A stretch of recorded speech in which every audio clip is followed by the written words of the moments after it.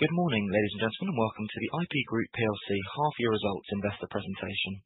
Throughout this recorded presentation, investors will be in listen-only mode. Questions are encouraged. They can be submitted at any time via the Q&A tab that's just situated on the right-hand corner of your screen. Please just simply type in your questions and press send.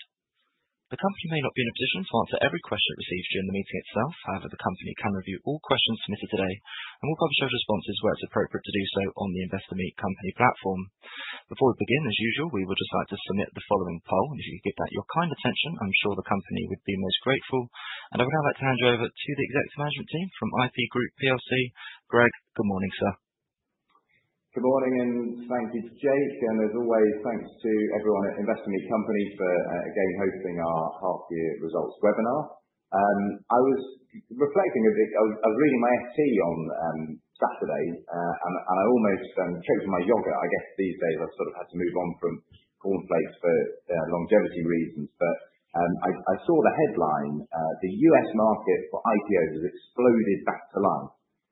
With the busiest week for 4 years, and that's not something I've seen for a few years, I guess, maybe obviously based on the title.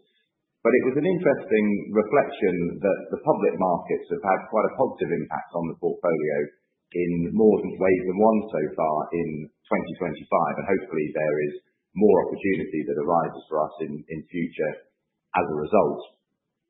I'm Greg Smith, and as CEO I have the honour of leading IP Group and our excellent team on our mission to accelerate the power of science for a better future. With me on today's call, we have our managing partner, Mark Riley, and our CFO, Dave Baines, both in the room, really, and virtually. As usual, this presentation will be uploaded onto the IR section of our website with a few appendices. Before we start, please note all the usual disclaimers. You can read that in the time I'm going to spend on the slide, and good luck. But this covers all the information, and particularly any forward-looking statements that we may make during the course of the next hour or so. So in terms of what we're going to cover, I'll provide an overview of the group's performance in the first half. Then I'll pass on to Mark, and he'll give an update on a number of our key balance sheet holdings, and then some other notable development, actually. And then Dave's going to run us through a summary of the numbers, and then we'll head into Q&A. As Jake said, as always, please post your questions up in the Q&A section, and as always, we'll endeavour to cover them all, either live in the session or afterwards via the platform if we run out of time. So, for the half year, I think the main message is, overall, we made strong progress in the first half. We saw a number of encouraging developments in the portfolio, and indeed the pipeline of significant milestones remains good through to the end of 2027. The public markets were more of a contributor in terms of fair value, and then there were a number of other positive developments in the private portfolio. That public side included the successful IPO of Hinge Health in May, and strong half-year results from Oxford Nanopore, who beat city expectations. We recorded total cash proceeds of 30 million, that's 9 times what we saw in the first half of 24. And as a reminder, I said at the full year that we were targeting 250 million of exits by the end of 2027. And so what we've seen year to date means that we remain confident in achieving that target. We had a small overall loss for the first 6 months. However, NAV per share essentially stabilised in the reporting period and has subsequently increased since the period end to about £1 a share.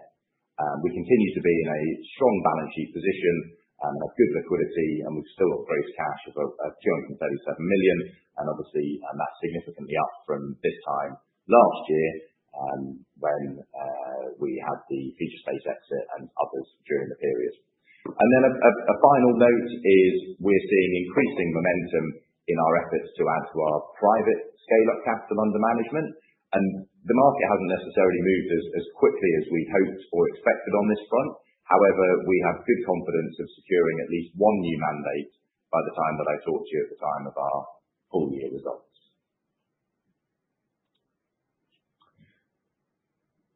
So on the portfolio, coming into the year, 4 out of our top 5 holdings have seen encouraging developments in the year to date.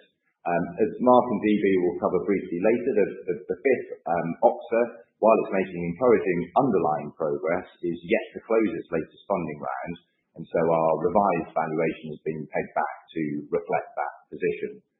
On Hinge, we were delighted for Dan and Gabe and the team to have the opportunity to ring the New York Stock Exchange opening bell on May 22nd. PitchBook described their successful IPO as a pivotal moment for digital health, signalling the reopening of the health tech public markets after a 3-year drought. And Mark will cover more on this shortly. But in summary, the company has traded very well since IPO and is up about 80% off the back of strong Q2 numbers. Oxford Nanopore, they delivered a strong first half of trading. They beat analyst expectations on both revenue and on a lower EBIT loss. I think our observation was that growth was strong across all sectors and geographies. So by customer category, they grew in academic and in all of the 3 sort of applied sectors. And then by regions, even despite some of the headwinds in Americas was up, APAC was up, EMEA was up. So we're confident in the outlook for that company. By way of context, we are now the second largest holder behind EIT, the Ellison Institute of Technology, which is backed by Larry Ellison, as many of you will know. Of course, Larry recently became briefly the world's richest man, and he obviously has quite an incredible track record of delivering value through Oracle. I thought it was quite interesting that the UK press has started to pick up more recently on EIT and its Oxford ambitions, and Nanopore is very relevant. If you go onto the website, you can see how relevant it is to their focus on 2 of their big themes, one around health, medical science and generative biology, and the other around food security and sustainable agriculture. In terms of our position, as a reminder, we invested about 80 million into the company over time. We've realised about 110 million to date, so we've already covered our costs in full. And as you'll have seen in our portfolio data for this year and last year, we've taken a small amount of liquidity on a couple of occasions. And as you'd expect, we continue to very actively monitor the company against where we consider fair value to be at any given time. But as I said, we remain really confident in the medium-term outlook for the business. And our feeling was that their full year 25 guidance was maybe a bit conservative given the strong first half update. So we're confident in our holding. And we look forward to further commercial updates from the company. There's clearly a number of interesting commercial relationships brewing there in biopharma and in clinical, and also the deeper dive on their refined commercial strategy, which will be coming out in Q4, particularly around how they intend to exploit the sort of 13 to 14 billion of TAM that they've identified in what they call the higher priority segments. And then on Istesso, following the news that their most recent trial didn't meet its primary endpoint back in February, the management team has worked hard to progress that program through to value, and the company's published a peer-reviewed paper in the Journal of Pharmacology and Experimental Therapeutics, JPET to its friends, and that was outlining the impact of its compounds on various chronic diseases where tissue damage occurs, so rheumatoid arthritis, as you'll know, but also things like osteoporosis, fibrosis, and interestingly, sarcopenia or muscle loss. And that last bit, I think, led to the paper being picked up by some of the longevity publications, because muscle loss is particularly relevant at the moment around the weight loss drugs, the very common side effects of some of the GLP-1s. And during the period, the company also added a very experienced non-exec, Dr. Mike Owen. We're delighted to have Dr. Owen join the board. And you might recognise the name. He was a co-founder of Kymab, which sold to Sanofi back in 2021 for, I think it was a 1.1 billion upfront. And when he joined, he said, Istesso's bold approach to reversing tissue damage could fundamentally change the treatment paradigm for chronic diseases and therefore holds enormous clinical and commercial potential. As I mentioned a few months ago at the full year results, the company's got funding to carry out a further trial, and the location and design of which is well underway, and we anticipate that will commence before the end of the year. On exits, we had a good period for cash realizations. We set an internal target of 50 million for full year 25 coming into the year, and the momentum into half two, and I guess a more elevated level of inbound interest in the portfolio gives us a high degree of confidence that we'll achieve that and likely exceed it. Of the examples shown here, two companies were outright company acquisitions, and one Centessa with a partial realization. For our remaining holding in Centessa, the company recently gave a positive update at the Morgan Stanley Global Healthcare Conference, and we anticipate the readout of their phase 2 in narcolepsy is pretty imminent, and that will be the next catalyst for our remaining holding. In addition to these examples, also worth mentioning, we realized a small amount of our Hinge holding at the time of the IPO, and as I mentioned, the balance has gone up by around 80%, so our lock-up expires on that in November.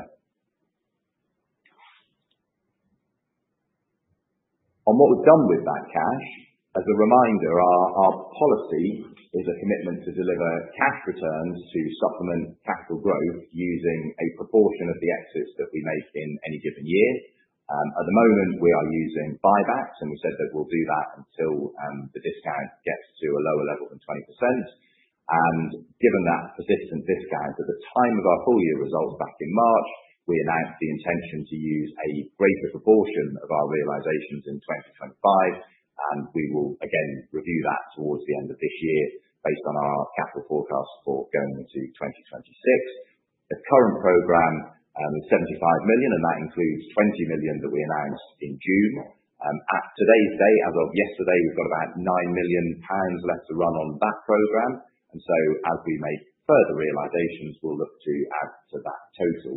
I think it's worth noting the acceleration this year has been quite significant. In fact, yesterday I was looking at the numbers, our share count fell below 900 million shares for the first time, which means that we've now retired 15% of our capital in issue. We've focused lots of our capital in the last couple of years on the buyback and on existing portfolio and getting those with the highest value potential through to their milestones and value realization.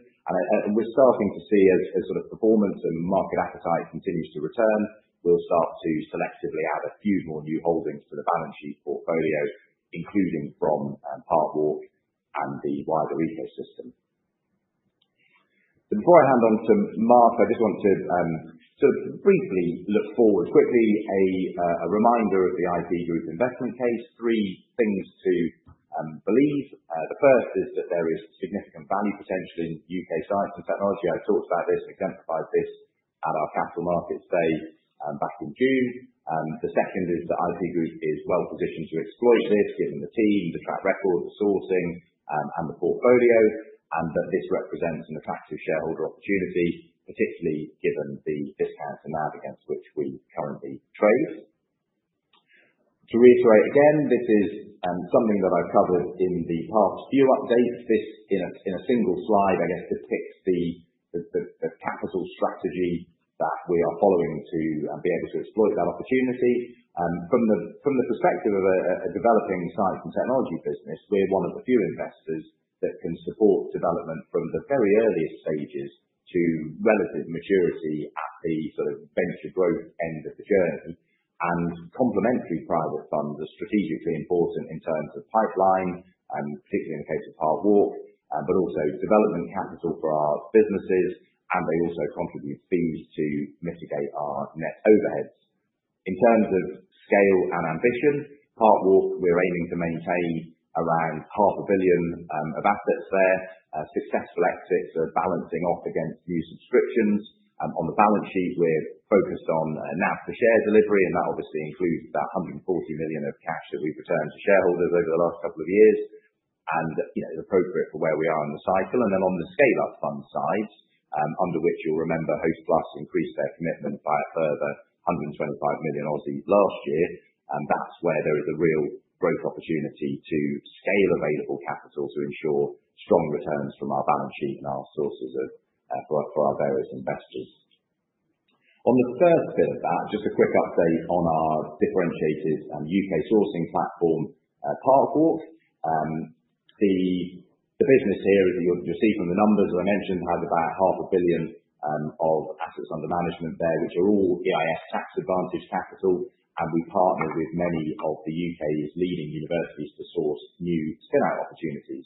I'll just pull a couple of highlights out from the first half. So one, in addition to the alumni funds that we have with Oxford and Cambridge and Imperial and Bristol, we were very pleased to add a new fund in collaboration with Northern Bridgestone, which covers Leeds, Liverpool, Manchester and Sheffield.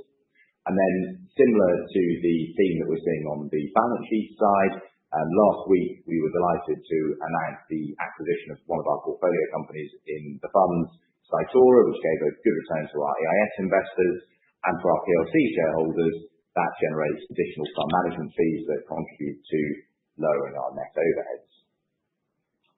And then at the other end of that sort of capital strategy is our objective to add further scale-up capital. The context here continues to move in our favour. Our overall observation is that the public and private sectors are starting to align in terms of their policy and their approach. And during the first half, there have been quite a lot of important points of progress, and there's things like updated mandates and increased funding for the British Business Bank and the National Wealth Fund, which you can see there on the left-hand side. And a lot of that is highly aligned with the industrial strategy in the UK, and the sectors that we focus on are in turn aligned with those.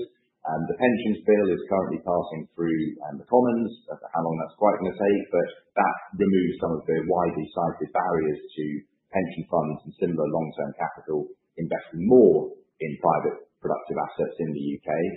And the Mansion House Accord, which is about 17 of the largest workplace pension providers in the UK, committed to, as a voluntary commitment, to have 10% of their default schemes in private markets by 2030, including half of that capital going into the UK. There's been quite a lot of sort of sector activity. Our experience, and probably that of the wider market when you look at mandates, is that there haven't been very many VC commitments, perhaps with the notable exception of the Phoenix Schroders joint venture Future Growth Capital. But there's not been much that's really at scale, and our view is ultimately that's what's needed and where the big opportunity lies. I would say, encouragingly, the number and the stage of conversations with potential funders has seen quite an increase since the time of the Mansion House Accord, and we've added some additional experienced resource to our team to help exploit that. As I said at the start, we've got a good degree of confidence in securing at least one new mandate by the time I next talk to you for the full year results. And then quickly before I hand on to Mark, I thought I'd just cover a few of the companies or trail a few of the companies that we are excited about, and particularly those that have either presented or are going to present at our event this year. So OxCCU, our sustainable airline fuel business, Mark's going to talk about that one shortly. Andrew, the co-founder and CEO, will be at our flagship scale-up event in October.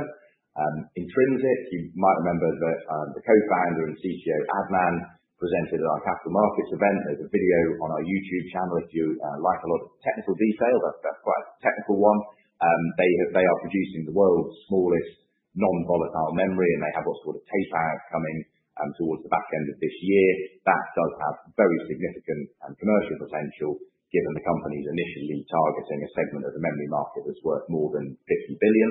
And then Genomics, at the capital markets day back in June again, Dave Thornton, who is the president there, gave a very compelling overview of the technology and its commercial applications. He also saved right till the end to update everyone that revenues will grow by more than 100% this year, and will do so again in 2026, taking them to $70-80 million. He said they'll be EBITDA positive by the end of this year, so that's another of our top 20 companies to watch. And then on the therapeutics, our current clinical stage portfolio is worth about 23p per share, and there's a good number of clinical milestones coming up between now and the end of 27. Again, Mark's going to cover a couple of those shortly. And then just one other quick thing to mention, just briefly on our licensing portfolio. We don't speak much about this. We have a licensing portfolio of IP predominantly from Imperial, and that contributes a few $100,000 to our net overheads. There are three main projects in that portfolio, but I mentioned at the start that the public markets had contributed in more ways than one this period. And back in January, Metsera, a therapeutics business, IPO'd in the US, and actually we licensed the core IP to Metsera. Now, of course, it's early days, but if successful, there could be quite a meaningful source of royalty income over time. So we'll keep you updated on that one. So with that, I will hand on to Mark to talk a bit more about the portfolio. Thank you, Greg. Good morning, everybody. So there's been a few notable events over the course of the first half.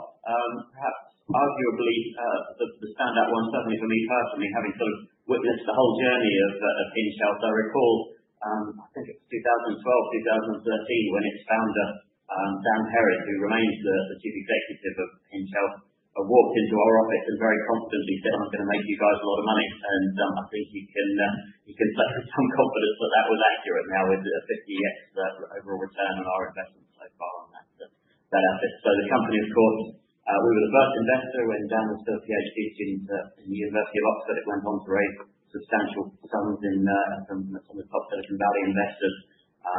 Underwent very impressive growth and had that successful IPO in May of this year. We were able to sell a small amount at the IPO, and we did sell a larger chunk of our holding price. That was a very good valuation in the private markets 2 or 3 years ago. But we still have a remaining holding that was worth just under 40 million at the half year, and the share price continues to trend upwards even since then, which is good news. So that holding is locked in now until the end of November, but we still have that holding in Health, and the company has since put out some announcements of its latest results. It's a Q2 announcement, and again, exceeded expectations, did very well. Revenue reported as increasing at 55% year over year, and they're now at $140 million of revenue in that period, and they're projecting 40% for year-on-year growth going forward, so still very strong commercial progress there. I saw there was a question in the Q&A. The first question that came in the Q&A was why sell Hinge Health when there are lots of other smaller holdings in the portfolio that are they were described as non-listed and non-relevant in the question. So I would first of all highlight that Hinge was one of those non-relevant, non-listed holdings until relatively recently. And so we think there is value in holding stuff that has potential that could hit that inflection curve. I think also the reason why you as investors have us holding shares on your behalf, there are some rationale for doing that, which is that we have this technical expertise internally, that we can kind of arbitrage technical risk, we can judge that better than others. We have influence on these companies, we have extra visibility of a lot of these companies that others don't. And when those things become less true as the companies mature, that's less of a kind of rationale for us to hold them. And so where that liquidity exists, that's where we start to consider divesting those positions. So just running through some of the other, the top assets by value in the portfolio, to got updated on what's been happening at some of those assets. Greg spoke quite a bit about Nanopore, so I won't spend too long on that one, other than to reiterate the fact that it continues to outperform its peers.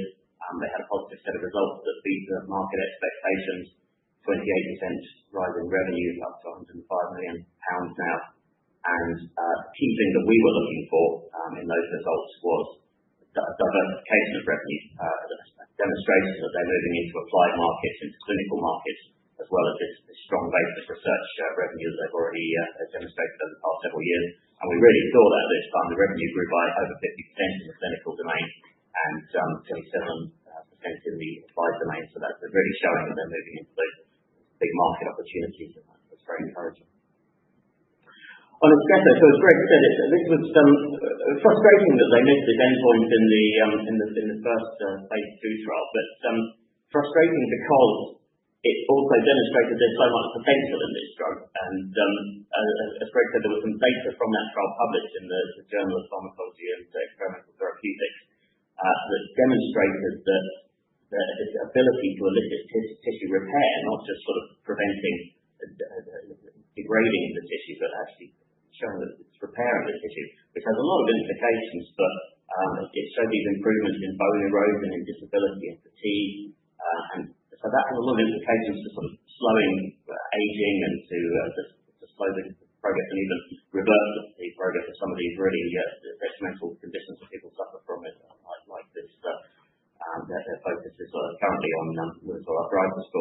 So that publication certainly increased market confidence that there's a mechanism of action here that's really interesting. The efficacy of this drug is real that there's a range of clinical indicators and diseases where it could be used. So it was sort of frustrating because of its potential, and unfortunately that benefit didn't manifest in this particular primary endpoint chosen over the timescale and over the cohort of this first trial. But we've learned a lot from that. They're going to do another trial now that implements those learnings and focuses on the things that they think they can really create a difference with, and they're well funded to do that trial. So that's positive in that respect. I remain optimistic about the sort of long-term prospects of that company.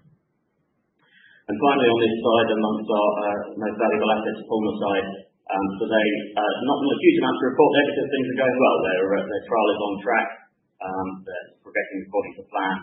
This is developing these respiratory treatments, inhaled treatments for respiratory infections like invasive pulmonary aspergillosis, which is a very nasty thing that you get wrong with your lungs, a sort of mold infection in the lungs. And their trial is recruited well, and so we're still expecting that to read out in sort of H2 26 and have some results from that next year. Finally, not on this slide, but Greg also mentioned Oxford. So Oxford, we have taken this impairment on the holding there. It continues to make good technical progress. It's got very encouraging commercial progress. The company is doing well. It has been hard when we hoped to raise money for the company.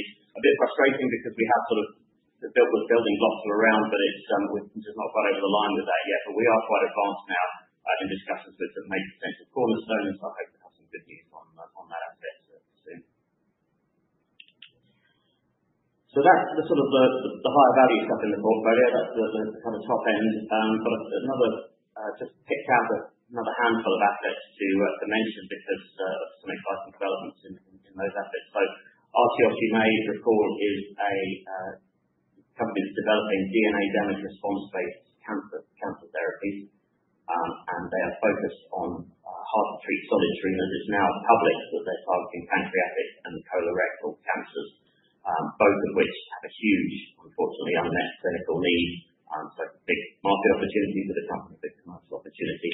They did publish some of their sort of early data from their current trial, the phase 2 trial, at the American Association for Cancer Research conference, and that data was very well received. They're funded to continue that trial and to explore the indicators that they're seeing, and so we expect to see results from that end of next year, sort of early 2027 is the most likely time that we'll expect to. I have to sort of qualify all of these clinical trial expectations, that there are always things that can go off track and it can be delayed, but at the moment, as far as we know, both on track and expecting the same time scales that we've already guided. Then finally, there's two assets to mention in our clean tech portfolio.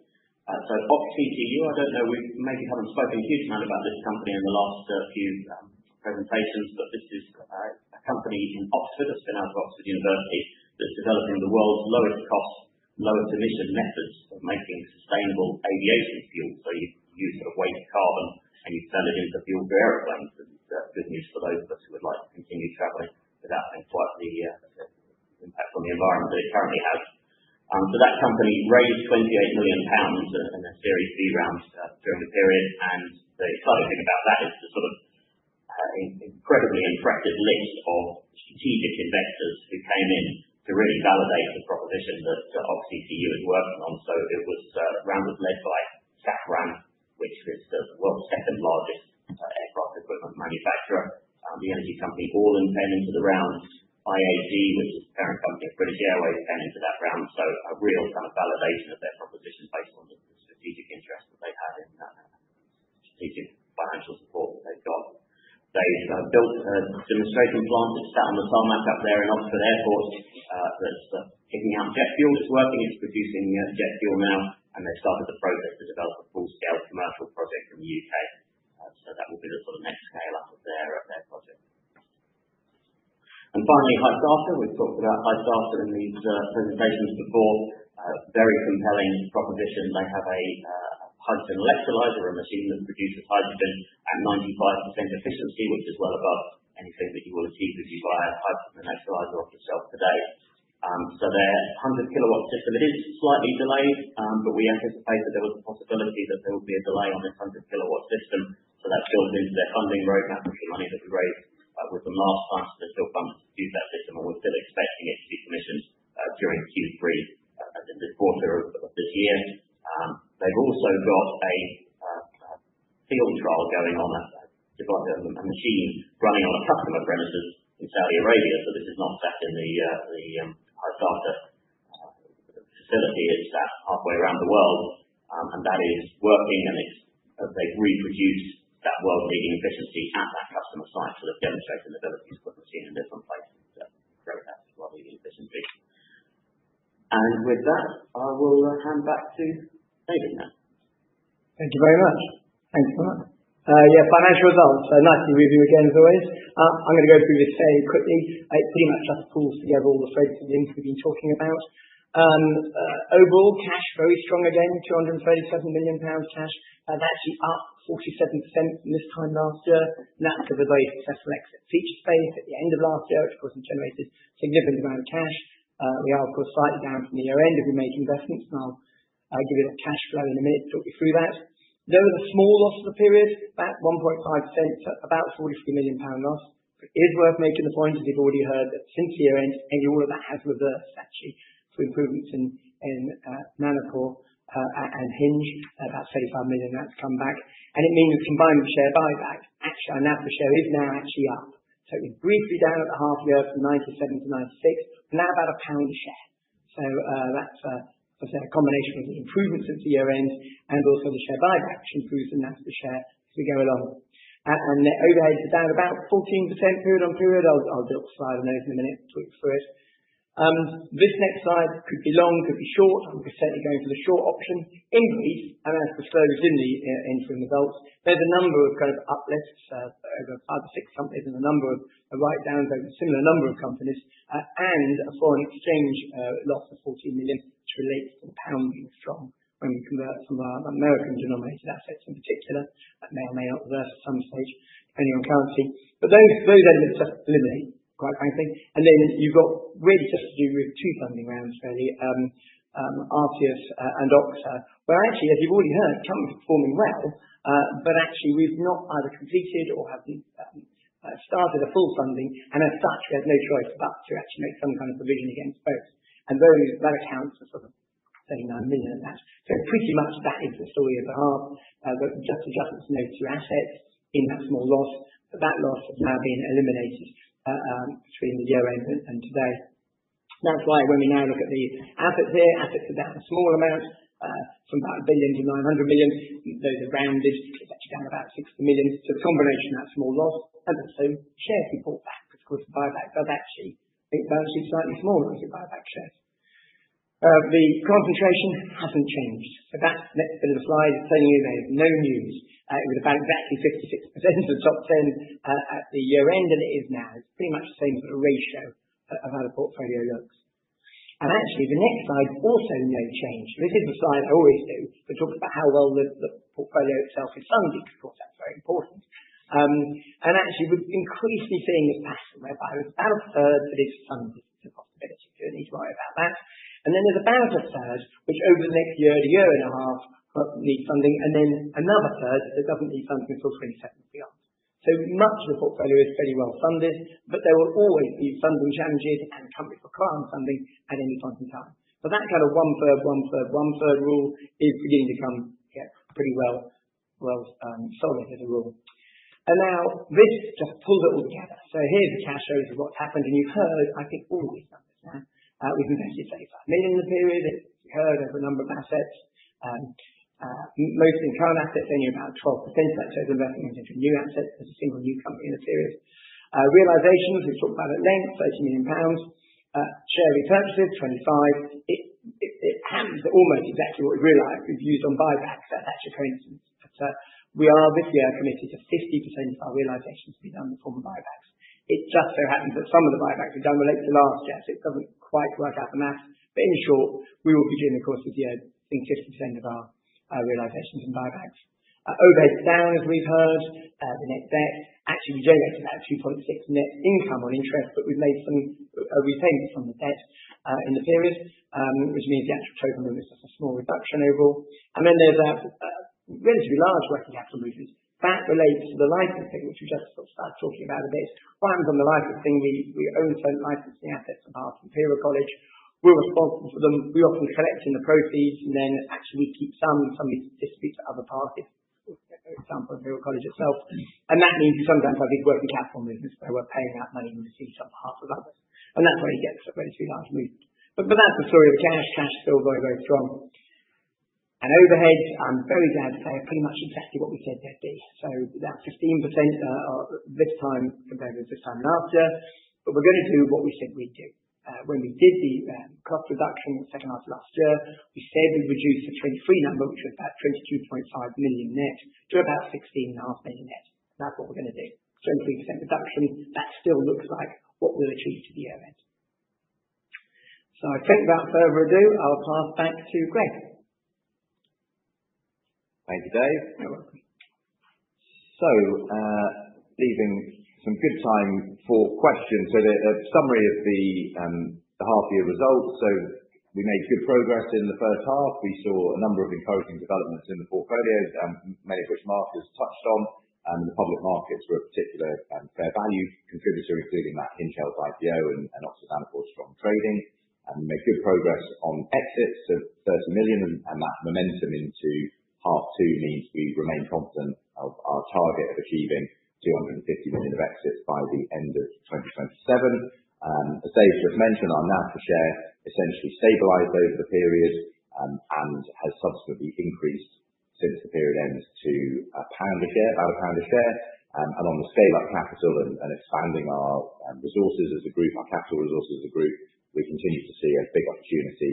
And while the market hasn't necessarily moved as quickly as we hoped or expected, good confidence of securing at least one new mandate by the time we next see you all on the IMC platform for our full year results. I'll just quickly remind you, looking forward, our investment case is based on these three sort of hypotheses. The first is that there's significant value in UK science and technology, given our world-leading position there. The IP Group is one of the pioneers in this space and with a long track record is well positioned to exploit that, and that we hope we've set out an attractive shareholder opportunity in the next 6 months and indeed out to 2027. And then, just because I think this is good form, these were the priorities and future areas of focus that I set out at the full year, which we are aiming to achieve over the course of the time between now and the end of the year in 2027 on the exits. And I think on all of those, we're making good progress. So I won't go through them each in turn, and I'll cover them all off when we report to you our full year results. So thank you everyone for listening, and we will now turn to questions. Great, thank you very much. Well, that's gone well so far. We said we'd be 40 minutes, and we're 38. So we've got quite a lot of questions, but maybe not quite as many as normal. So we may get through this now. Lawrence S., if you don't mind, I think we've answered yours. You had a question about why we're selling Hinge and keeping some of the smaller positions. I think Mark answered that while he was presenting. So I'll move on to the next. Kane, nice to have you. Analyst from Deutsche. Nice to have you here, Kane. You've got 3 questions. I'm going to do them one at a time. Mark, I'll do the first one with you. Might the adverse, uncertain conditions research in the US, for example, funding like the NIH, create opportunities in the UK? Maybe. And but, there are headwinds as well, and there's some pharma investments being withdrawn from the UK. I read the newspaper a couple of weeks or so ago. So I think we frequently see. I remember a few years ago this question was about Brexit, and the time before that it was about the recession, and so there are lots of these kind of ebbs and flows of funding. I think it takes time to have an impact on us because it takes time to then filter through to the funding of science, and that takes time to filter through to the commercialisation that's coming out of those research labs. So I would say not in the short term, but maybe in the longer term. Thank you. Kane, the second question I'm going to point out at you, Greg. Why do you think Larry Ellison is so keen on LNG? Sure. I think looking at the time the question came in, it might have been before I said why I think he's keen. I mean, I think the commercial answer is that the technology is incredibly well suited to 2 of those big themes that they're trying to solve, the big global challenges they're trying to solve through the Ellison Institute of Technology, particularly around sort of human health and genetics, but also on the sort of sources of food and agriculture. Clearly, they're building a significant position there, which is interesting. So I haven't spoken to him directly, so I couldn't say definitively, but it's a good sign if he's had such an incredible track record, something like 40 years of delivering value through being able to not necessarily be ahead of the curve on technology adoption, but certainly delivering real cash value. So I think it's a good sign, but also it's one to watch. Yep. I'm going to point the next one at you, Mark. You know it's coming. Hinge Health up strongly post period end. Will you be inclined to take some profits? Well, we're locked in at the moment, and we'll take some of the IPO. Then, as I said earlier, it's an evaluation of the liquidity and the value available to us at any given time after. Thank you very much. And as you'd expect, obviously, we don't want to tell you about our intentions on our quoted companies, because there's smart people out there that can do things with that information. But yeah, we're pleased with that holding, and it's a good source of liquidity over time. The next one, Sam. Nice to have you here. Sam, another analyst at Berenberg. Good to have you here, Sam. I'm mentioning this because people in the past have said, can you make it clear when someone's an analyst and when they're not? So I'm doing that. I'm going to split this question. I'll do the first bit, Mark, and then maybe give you the second, if that's all right. First, it's one sentence, but would you be able to provide more detail on your IP licensing portfolio? And then separately, and therapeutic programs. When do you expect licensing income to ramp up? I'll perhaps do a little bit on the licensing. Licensing traditionally has been a relatively small part of our business. We inherited the licensing as part of the acquisition when we bought Touchstone. They, as part of their remit, used to do the licensing for Imperial College. They had a very large number of patents, some of what we called active, ones that actually we had an agreement around them, and some that ones that was just exploratory and still waiting for maybe somebody to license. And we retained all of those active licenses. So they're a really big portfolio, about 80 different licenses. The actual strength of the question again. The actual strength was relatively small traditionally. We've been recognising something like between 500 and 700,000 income a year. That tends to be the patent licenses. You have to have a large number. Those can generate relatively small amounts. And then from time to time, you can sometimes get some really big licenses. A single license can do 95%, 99% sometimes of your license income. We have kind of 3 licenses out there. Greg already referred to the Net Zero one. It's early. We're not going to start making claims about their value. And we're not recognising in the books. Actually, in accordance with accounting standards, unlikely we will recognise in the books until such time as actual license income is recognised. So, you can't kind of recognise it like a potentially intangible or something. But any of the top 3 have the potential to, in time, generate significant revenues. Net Zero are now about a 3.8 billion cap company, a GLP-1 agonist, and it looks promising at the end of the phase 2 trial. There are some notes out there. If that got through a phase 2 trial, if that then became a successful drug, there may in time be some decent license income that come to us, and some bits we would be also shared with Imperial College. So that's probably all I can say at the moment. At the moment, no impact on the financials, no significant impact on the financials, but maybe in time, maybe, and I'm thinking maybe 2 to 3 years' time, we may start seeing, if some of the things go well, some decent licensing income, and we'll talk about that at the time. It's a bit of a wide one to talk about all the therapeutic programs. There's any you want to touch on, Mark, or whether we might treat that question as dealt with. I don't know if there's any you over and above what we've already talked about there. Yeah, I wonder whether that was it. Yeah. 1018 as well. So a couple. Yeah, I think that is. It's worth saying in the appendices in our results presentation, we do a sort of a summary of the main holdings and where they are in their clinical development and our valuation, and so what we're seeing as milestones coming up. So that's sort of a ready reckoner, and then very happy to talk about in more detail and any of the others we haven't covered when we next see you, Sam. I've got another one for you, Sam. You split yours.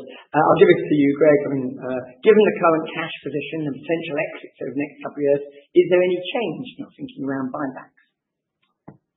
Well, I hope we've got a pretty clear policy out there. While the discount is greater than 20%, the proportion of cash that we allocate to returning to shareholders is being done by way of a buyback. We think that's the most accretive way to do that at the moment.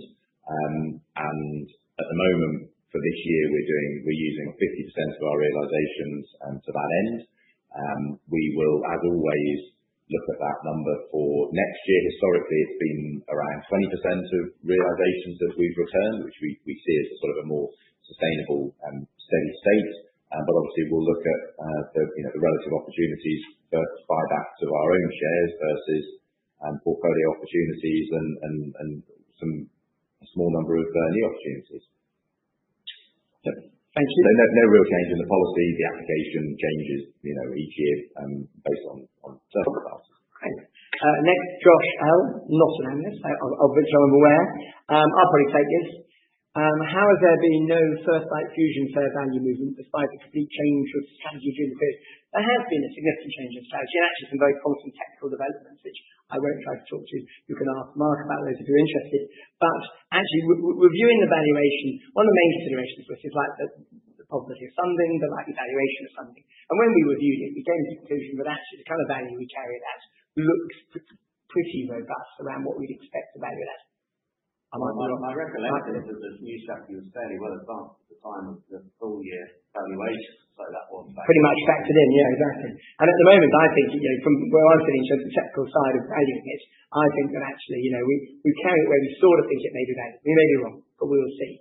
But after quite a lot of discussion, we felt it was fairly valued, and the movement in its actual carrying value is actually just related to money we've invested in the business. So it's come from inside the third tank. That's next. Who would this be? From MV. Hi, IP Group team. Nice momentum in portfolio. Thank you. Any plans on a partial full sell down on Nanopore, particularly given the IT initiatives? Well, Greg's already mentioned we're unlikely to comment on that. I don't know if you want to say anything further, but we're unlikely to comment on our sales plans for public companies. Anyone want to answer that, Greg, at all?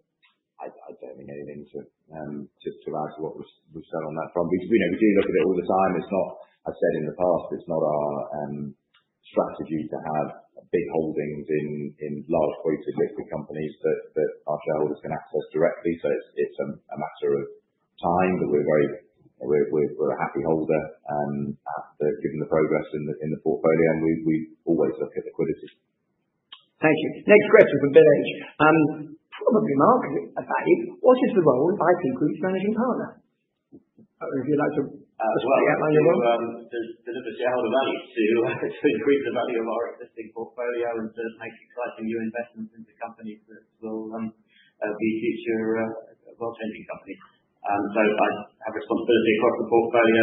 I'm the person that chairs our investment committee, so I'm sure that the decision making is sound and as good as it can be. And I do all the decisions around the transactions of investments and exit. Thank you. Again, I think one for you, Mark. I don't know how much you want to talk about this. This is Milos, so another analyst, Everton this time. Hello, Milos, nice to have you. Can you give us an update on the monetization of Ultraleap's patents? What you able to talk about on that, Mark? I think I can. I wasn't sure if I could, but I managed to text the CEO, and he's told me that they did a LinkedIn post on Monday actually on this. That the transaction, you might recall, we had an agreement to sell the patent portfolio to a company called Sim IP, who are specialists in monetizing patent portfolios, and we were waiting to close that transaction when we last spoke publicly about this. That transaction has now closed, and so that's very positive, and the company has received the progress for that initial part of the transaction. There's an earn-out agreement, so Sim IP monetize that portfolio. Function flows to Ultraleap. So it's very positive. We really believe in the value of that portfolio. There's a lot of places where we think those patents are valuable. So we're optimistic about future fund flows from that. Thank you. Next one, there's more questions coming in actually. Questions are picking up pace. Robin M. I'll give it to you, Greg. I think maybe you can talk a little bit about cash raise from private market secondary sales, both in the past and going forward. Is this becoming an easier way to raise capital? I think possibly referring to the small deal we did last year. Yeah. I'll let you know. So we did do a small secondary last year. I think there's another question further down that asked about how were the assets marked and all that sort of stuff. And I think at the time we said that on average across the various holdings on the balance sheet, it was a slight premium. It was about NAV, maybe a tiny premium to NAV on the balance sheet, and it was across, it was a secondary that was across a few companies on the Part War funds and a few companies on the balance sheet side. There was just, the exact total was around 23 million, I think, across the two pools. And we also said that there were things like preemption rights and all that sort of stuff, which meant we couldn't complete the full transfers that we planned to. I think we did just over 2/3 of the 23 million. I think so that transaction is all played through, and we do look at other options like that. We've explored all the time that I've been at IP Group, which is sort of 15 plus years. We've always looked at, are there ways that we can accelerate value through these sort of structured transactions. I think the secondary markets are interesting at the moment, and they're interesting potentially for us, potentially as we think about how we access scale-up capital and build some strategic relationships, but also the secondary market is quite interesting because we have a permanent balance sheet and our liquidity position is reasonably strong, relatively speaking. There is clearly an opportunity where in companies that we're existing shareholders of that we particularly like, or even potentially companies that we've tracked over the last few years that have made significant developments, but perhaps their cap table isn't as strong as it could be, then clearly there's secondary opportunities for us. So yes, we look at it on both sides, and we'll always consider those opportunities. Next one I'll point towards you, Mark, it's from the Loz again. And it's one that, probably just a general feedback on, what appetite for M&A and licensing deals do you see across the life science sector at present? It's quite a wide-reaching question, I think. It seems good. My context is perhaps lacking a bit because I wasn't responsible for life sciences until a year or so ago, but I don't have a full history of staying close to this market in the way that others might. But we've had quite a lot of interest in, particularly one of our portfolio companies. There's been some inbound interest from potential sort of license acquirers. So in the small sample set that we have, it's maybe not representative, but it seems positive for us. Thank you. I'll have a go at the next one. Congratulations. This is David R. Congratulations on a good set of results. Thank you for that. On what basis is the optimistic view of exits of 250 million for the period through to 27? Well, it's basically on our internal projections. So you can imagine we're running this sort of capital allocation process all the time. So we're always updating estimates of how much we need to invest, how much we think we're going to realise, therefore what's the closing cash balance going to be. And in that process, we're always running out 3-year projections of what our realisations are going to be. And we do feel relatively optimistic in the period to the end 27. We will generate that level of realisations. And to be clear, that doesn't include Oxford Nanopore. There's no plan for selling that. Nanopore is not in that. So one would hope Nanopore itself, if it does the numbers they're talking about, could easily grow to a £200 million asset on its own, our share at least, by that time. So that's separate. We do think, looking particularly at the number of therapeutic programs, which we think will come through in that timeline, reporting both in 26 and in 27, which we feel, if they are successful, could generate really quite sizable realisations for us. So when you look at our numbers, I mean, I won't get too much detail. When you look at our estimates for what we think we're going to realise, we have weighted probabilities, all types of complexities to try and estimate it. But we're increasingly finding we're relatively accurate at it.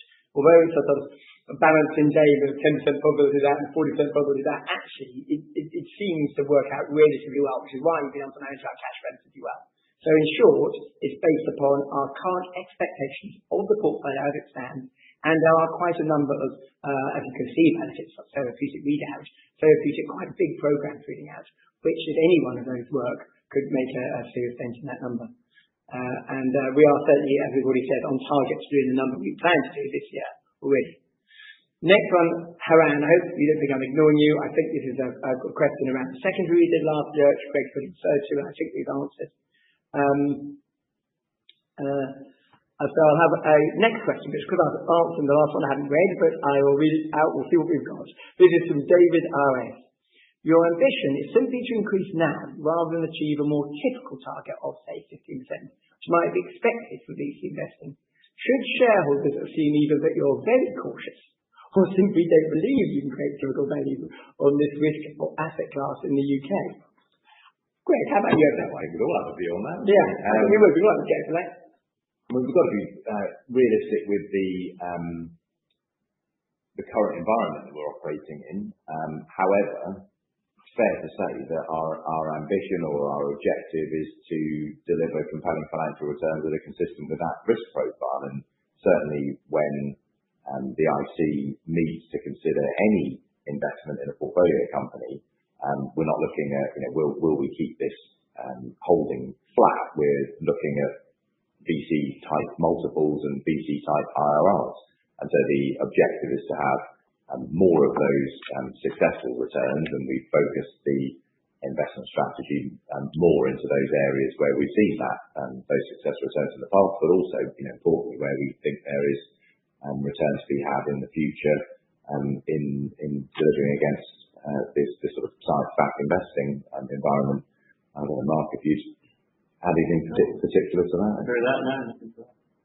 No. Hopefully we're moving into a period where that the environment's a bit more accommodative, and we're seeing good pick-up in M&A interest. I wouldn't say it's sort of like a wall of M&A interest, but certainly compared to the last couple of years, there's quite a marked increase in inquiries. So that's obviously it's the sort of cash-on-cash returns ultimately which are important. And I think if you look at the track record of things we've had, including Feature Space recently and others, the cash-on-cash record there is very good. It's sort of 5-6 times and up in the sort of 20-30% IRR. So that's what we're targeting. The NAV gives you an idea of how it's going over time, but sometimes we have NAV setbacks, and that doesn't necessarily mean that the company's not going to deliver strong cash-on-cash returns in the future. I agree. I think this is something we certainly can achieve. And certainly when you look at some of the areas we now focus on, as Greg said, actually mathematically, you can see the past no proof of the future, but you can see investing in those areas in the past, we have achieved those sort of returns. So it's certainly a number we aspire to and believe we will achieve. Andrew M. next, talking about the fall in value of Oxa, which has been partially explained by Greg. He has mentioned there's some good technical progress. Could we perhaps, Mark, have a little bit more about how we feel the technical progress despite the fall in value? Yeah. I get an email from the CTO once every couple of weeks talking about some of the exciting technical progress, and most of it's in the context of deployment on actual vehicles as real-world applications. They're doing a lot of work. Some areas I don't want to go into too much detail because this is sort of commercially sensitive information, but they're doing a lot of work deploying their software onto the real-world vehicles. One is in Jacksonville in the US, where I got an email from the CTO the other day saying that now over 1,000 journeys and over 4,000 kilometers traveled autonomously, and I believe all those passengers survived the experience, so that seems to be going very well. And the sort of equivalent proof point in the off-road domain, they're currently fitting out the trucks that transport big containers around ports, and the CTO has been sending me videos of these trucks that we've now got 2 of these things, and they can drive around without driving into each other, and so it's very rapid progress being made of deploying this software on unusual vehicles, accommodating all the parameters of those vehicles and the different requirements of their environment, and operating effectively in those environments. So I think from a technical perspective, they move at great pace at Oxa, and it's very impressive. Thank you very much. I appreciate that. Going to the next one, Haran again. You do get your question out this time. There were reports in the press re Hinge Health that some shareholders sold shares at the time of their most recent results. Could IP Group have sold at the time? Yeah, I think that may refer to the start sale, because there was provisions which allowed them to sell in that period, which other shareholders couldn't. I'm in contact with the bankers and with the company pretty regularly. I spoke to them a couple of times around that time that the start sales occurred, so no, that wasn't come out for long. Yeah, no, we can confidently say we couldn't have done, no. No, we're aware of it, we've tested the market, we know what we can and can't do, and we couldn't, no. Next one, Andrew M. Where did 5 million investment in First Light go? I don't know if that Mark or not. It was effectively bridge funding, a standard way we often fund our companies. I don't know if it's... Yes, operating capital is paying the salaries of the people that are continuing in the research, developing this product that they're selling to people who are pursuing the nuclear fusion and the people who are selling that product and so on. That's what it's covered. But I should warn everybody, by the way, but we are exactly at 11 o'clock. So those of you only had an hour, we won't be offended if you leave. But we're going to carry on. I think I've got about 5 more questions, so we will carry on. So for those that are engaged, stay with us. I'm guessing about another 10 minutes. But thank you for those that have to leave. I'm going to head this to you, Greg. Slightly unusual, but interesting question. Which competitors do you use as internal benchmarks? Or rather, are there any public or private funding vehicles you view as best in class that you draw inspiration from? It's a good question. It's a good question, isn't it? Yeah. Competitors or comparators in the UK, there's a reasonably well-developed market in the UK for certainly the early stage bit of commercialising UK science. And a lot of the comparators, and we don't really compete with them significantly, more often because there's more opportunities for capital generally at the moment, and you're often looking to collaborate rather than compete. You do compete if it's a competitive deal. So on the UK side, there's Oxford Sciences Enterprise. We've got a small holding in that. We were a founder shareholder in setting that business up. Same with Cambridge Innovation Capital. Northern Gritstone we work reasonably closely with, and we just launched that fund I was talking about for early stage EIS investing alongside them in the portfolio. We also work with some of the other well-known VCs in the UK, Amadeus, and then I suppose some of the people that I have looked up to in terms of scale of business, I guess it's businesses like ICG, who very successfully used their flagship credit product to build out a very scaled asset management business, bringing in private capital to support their existing portfolio and indeed to then build that out. So that I often look at those comparators as sort of ambitious directions of travel for the group. Because certainly it does feel that there is a large amount of capital that wants to allocate to this space, and so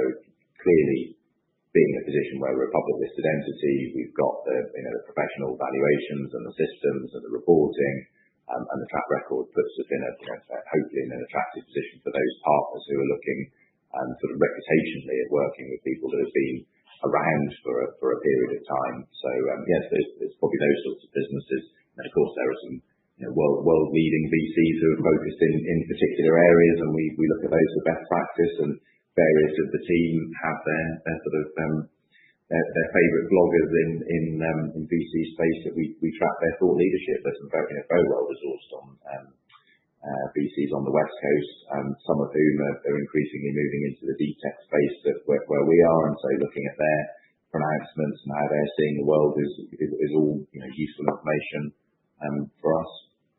Thank you. I'm going to move on to Ian R. I'm going to point this in your direction, Mark, if that's all right. It's a question we sort of get from time to time. How are you finding the UK universities at present? Are their funding issues making much difference to the way they're approaching tech transfer? And sort of separately but connected, are any of the government-funded schemes being impacted by budget constraints, and have those affected you at all? I would say yes, but I would say that's been the case for the past 15 years. They've always had these constraints on budgets, and that has always manifested in their approach to tech transfer, and it sort of varies by university based on recent success or lack of in the domain of commercialising innovation. I think there's some universities that have had one standout success are much more kind of ready to invest in the area of tech transfer than others who have their fingers burnt by it. So I wouldn't say that I've observed a huge sort of sea change or big fluctuation in the last period, but there is definitely always a budgeting pressure on tech transfer activities, and any of the government-funded schemes being impacted by budget constraints. Again, a little bit for the luck, and there's definitely, you will hear that if you walk the corridors of universities, that the budget constraints are impacting their research. But I think in some of the exciting areas that we're focused on, in areas like quantum computing, in some of these emerging AI research work, there is still good money flowing into those areas, and some really exciting research. And the UK has always done a lot with a little, with some good research with limited resources. Thank you very much. It's very helpful. I'll go on next. I think I'll probably take this one. It looks like my direction is. Andrew M. Thank you for this. Is it really accurate that share buyback programs accelerated? It's up compared to 24, pretty stable in 25. Well, I guess the answer is yes and yes to that. It certainly accelerated compared with what it did historically. Certainly the amount we bought, I think about 75 million shares just in the last year compared with sort of 88, I think ever. So it has, yes, accelerated. But it's a fair point. Within the year, it hasn't been buying back at a relatively constant rate during the year. But why cannot program be increased further? Well, it could, obviously, but there's a correct balance, I think, we feel. If we think we're buying at about the right rate and using about the right proportion of our proceeds on that buyback program, we feel it's been relatively successful. Ironically, helped by very low share price, and then we bought quite a large amount of shares in the first half of the year at an average of about 47p. So we think we've got the balance right. We've already made the commitment we're doing half of the proceeds this year. So I think we feel that we've got the balance about right. Of course, one could always do more. There are some people that are saying, why don't you do less? So it is about trying to get a balance, really. Next one, I'll probably do that as well. That's also fairly accountancy, doesn't it? From Haran. The cash generated in half on from sales. What was the cash value relative to the holding value? Well, ironically, they were all actually, there was about 5 sales over the period, and they're pretty much all public company. So in terms of, we haven't talked about whether they're up or down, because it was just the market price at the time. A number of them went, I think, in terms of Arsham, for example, went for about double. That was the main one. I think we got about 8.8 million. I think at the year end, that was in books at about 4.4 million. So we haven't, though, it doesn't really make sense to talk about whether we sold them up or down at the time, because they were public market shares in any case. Let's have a quick look at the next one. Sorry, coming down, still N.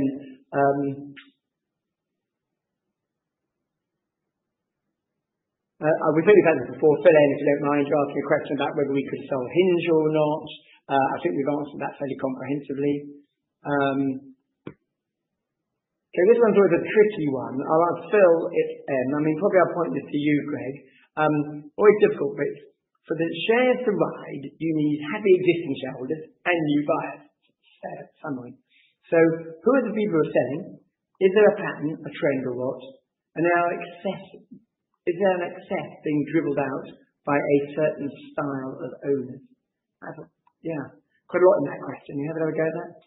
Yeah, well, the overall backdrop, probably you'll have seen the same sort of data that we see around net flows in and out of UK-focused equities, which continues to be negative, quite significantly negative. Global equities, actually, the flows have started to become negative overall, but particularly the UK has been negative. So there has been, certainly in my experience over the last 10, 15 years, the number of humans that we go and talk to in the UK who are managing small mid-cap capital has definitely decreased, and the number of funds has definitely decreased.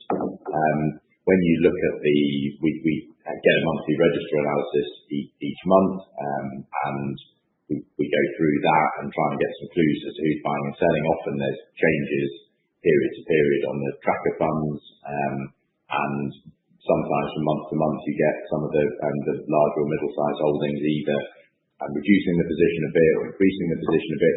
There's not really a huge pattern that I could talk to, if I'm honest. Our job is to deliver on the strategy, to be able to communicate that strategy, and we seek to do that as actively as we can do. We've got a number of capital markets events we've done over the course of the year to attract new investors, and Dave, maybe you just want to talk a little bit about the efforts we've done with brokers this year, and the other sort of, given the UK has been more net reduction in capital available, where the other relationships we've been. We're very proactive actually. We have quite a wide range of brokers. Our primary brokers are extremely supportive and very good, Numis and Berenberg, but we do also get some help with an outfit called TKDY in New York, small team of 5 who they've sort of identified about 200 American investors who are interested in UK stocks, and they've been getting us meetings. I probably have a meeting on average about once a week run them. And if they're interested enough, then Greg joins me and we do a joint meeting. It wasn't actually hard to tell. I know it sounds funny. We get a full shareholder register every month. We pay down that trying to analyse. Sometimes you can't immediately identify who is what because they get brought through nominees, for example. But we think some of those American presentations are beginning to bear fruit. Cancers have also been helping us as well. We're finding some meetings both in America, and we've also got some roadshows in Europe coming up.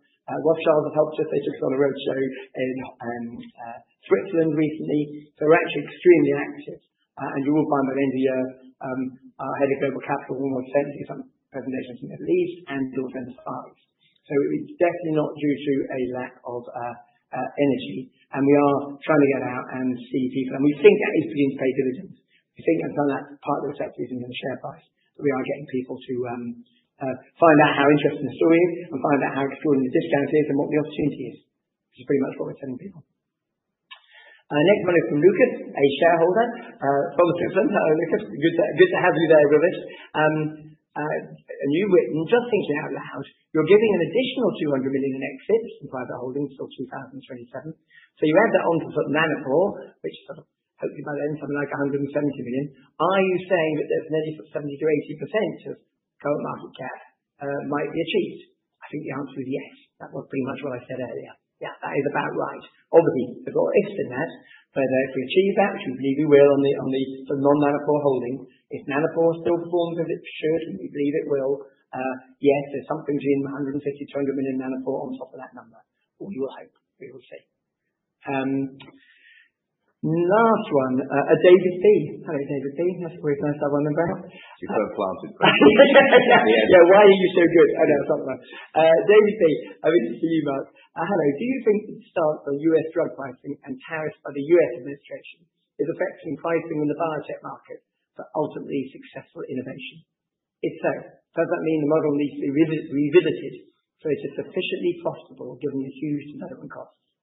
I think. So repeat your question. It's a danger of being a political question. From our perspective, yes, I think we've got to assume that there is an impact. This pricing factor's impact. It's something that the team is factoring into the evaluation work that we do every time we make a transaction in the portfolio. And so, with the sense of the model needing to be revised, I think it's about making sure that we're putting money in at the right price to reflect the ultimate terminal value of the company. And so that's whether you describe it as a revision of the model on a macro basis, we're doing it from the ground up and looking at each transaction to the value that's best to be delivered in the context of the current market. But the other thing I said, I don't think we're really seeing this in the conversations we're having with pharma in the portfolio yet. I haven't heard that we've had farmers coming to us and saying we couldn't possibly engage with you on this or pay this much for this company on the basis that the ground has shifted beneath us. But that may come. And the last question is not a question, it's thank you. Philip M. Thank you. Thank you, Philip M. We appreciate it. Thank you, everybody who stayed with us this long, and thanks for all the questions. That's the 29th and last question, Jake. Perfect, guys. That's great. And thank you, as usual, for being so generous of your time there and addressing all of those questions that came in from investors this morning. And, of course, if there are any further questions that do come through, we'll make these available to you after the presentation. But, Greg, perhaps before really now just looking to redirect those on the call to provide you with their feedback, which I know is particularly important to yourself and the company, if I could please just ask you for a few closing comments just to wrap up with, that would be great. Thanks, Jake. So to summarise again, we've made strong progress in 2025 year to date, good progress on cash proceeds, and that gives us good confidence around that 250 million of exit target to the end of 2027. I think the standout in performance for the first half, or standout transaction, was that successful Hinge Health IPO, which we're very pleased to see and delighted for the team and, of course, for our financial returns, and that's helped NAV per share now get up to about a pound a share, and hopefully we go up from here. And then on the share price, we've continued to do two things that we think we can to close the discount: convert more portfolio into cash and return that excess capital with discipline. At today's price, we still think that buybacks are an accretive tool, and so we've been using that tool more aggressively that year, as David said, to good effect, and we'll continue to weigh buybacks against new investments strictly on a returns basis. And so we are one of the world's most experienced university science investors, and so we we remain uniquely positioned to capitalise on the sort of the fiscal reform that we're seeing, and hopefully this rising demand for high growth innovation. So thank you all for listening, and look forward to updating you on progress for the rest of the year and into 2026. Perfect, Greg. That's great. And thank you once again for updating investors this morning. Could I please ask investors not to close this session, as you'll now be automatically redirected for the opportunity to provide your feedback in order the management team can really better understand your views and expectations. This will only take a few moments to complete, but I'm sure will be greatly valued by the company. On behalf of the management team of IP Group PLC, we would like to thank you for attending today's presentation. That now concludes today's session, so good morning to you all.